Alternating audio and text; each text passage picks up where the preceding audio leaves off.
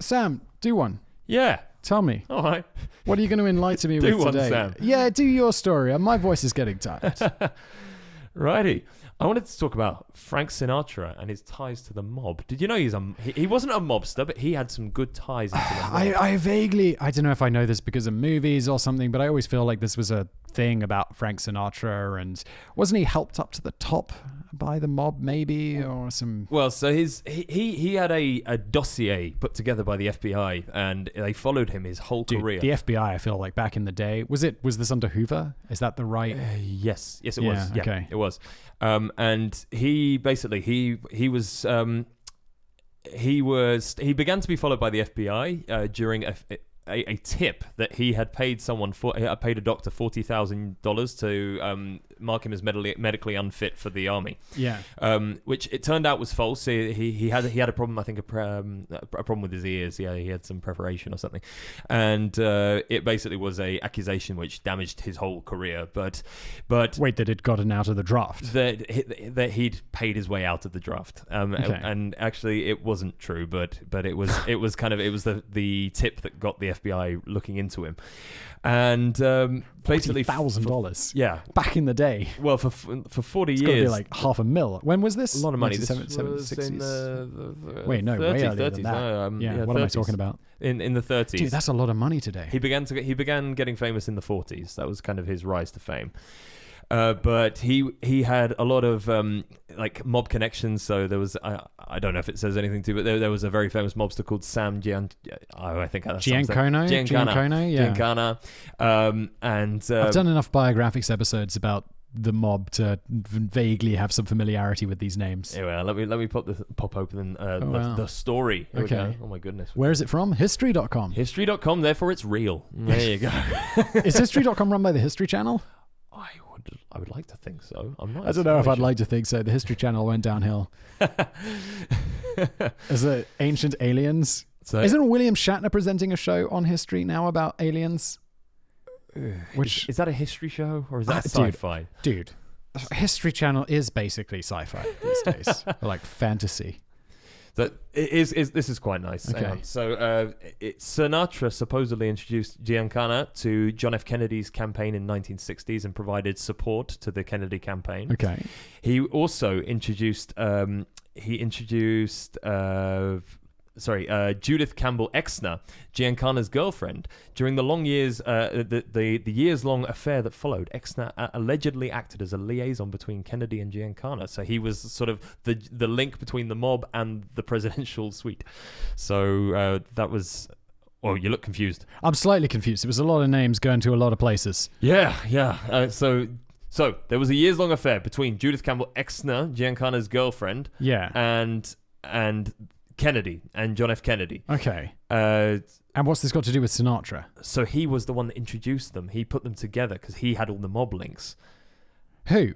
Sinatra. Sinatra had mob links. So everywhere. Sinatra was the mob's matchmaker. Exactly. He was basically the FBI were following Sinatra because he had friends in the mob everywhere he went. Okay. So he would deliberately, I can't remember exactly who they said it was, but he would arrive to an airport and two brothers. Why not follow someone actually in the mob? Well, no. This is it. Two people that were known to be in the mob would come and pick him up at the airport.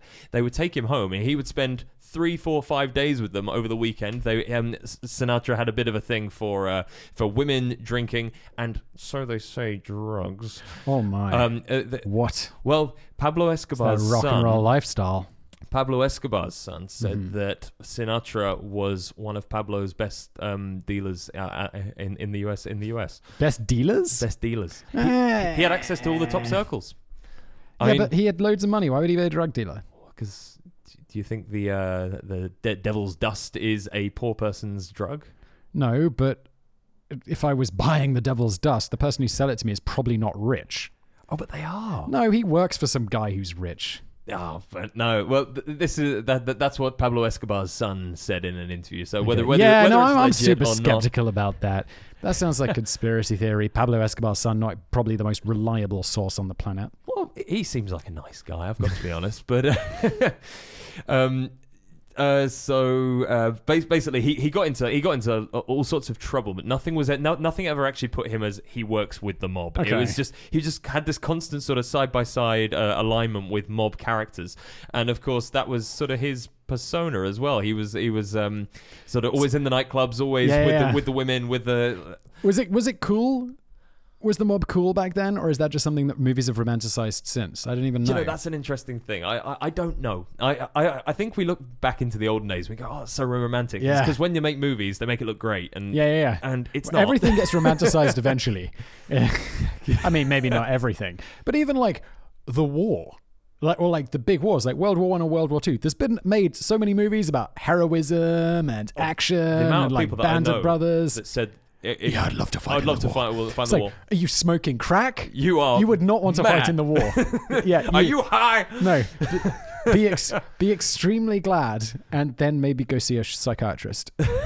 You don't want to be in the war. So that. And so basically, just to sum up, so Sinatra knew that they were tracking him until the 1979, and then he requested his dossier, which he could through the Freedom of Information Act. Oh, and he got it, and he figured out that they've been following him for 40 years. Wow! Every single step, everywhere he'd gone, every connection he'd made, and they had people watching him all the time. It was like that's got to be intense.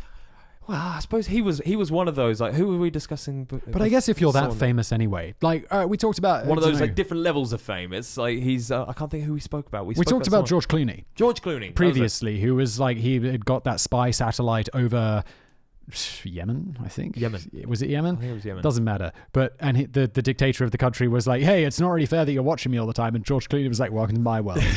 And so I guess like if you're being followed by the press and paparazzi, you're like, oh, okay, yeah, the FBI's following me already. It's not like I had any privacy to begin with. Although I guess they listen to your phone calls and stuff, which is less cool. Yeah, that's not great. That's not great. I suppose you just got to be careful, especially, well, it's even worse now, isn't it? Like there's just not security, but surveillance everywhere. Everywhere you can be heard. I just feel like today, just don't assume too much about your privacy. Yeah. Just don't assume that you necessarily have it or things you do will remain private. Because, I don't know. Don't be sharing those pictures on your Google Photos. Dude, exactly. Like, I will not take photos of myself naked in any sort of way. Any position. In anything like that. Because just if that exists, it can get out. Get out there. And I don't want to have to deal with that. And I think the thing is, no one expects fame, or very few people expect fame. You don't know what's coming, and you don't know what's going to come back to haunt you. Yeah, right on. As I know people that have taken pictures, not like nude pictures, but things like, for instance, cultural appropriation pictures and things like that. What's a cultural appropriation where picture? they've dressed up in a Did way. Did one of your friends go do blackface, Sam? Maybe. Oh no, really? Yeah, maybe. Oh, and I was joking. That was it Justin Trudeau? It was. And they have forever been trying to hide that. Like it's out there somewhere, you know, and it just, I hope it never comes back to bite them, but this was one of my friend's like biggest errors in his life, and he should not have done it, but he did, and it's on the internet. No getting rid of it. It is. Once it's on the internet, it's not going anywhere.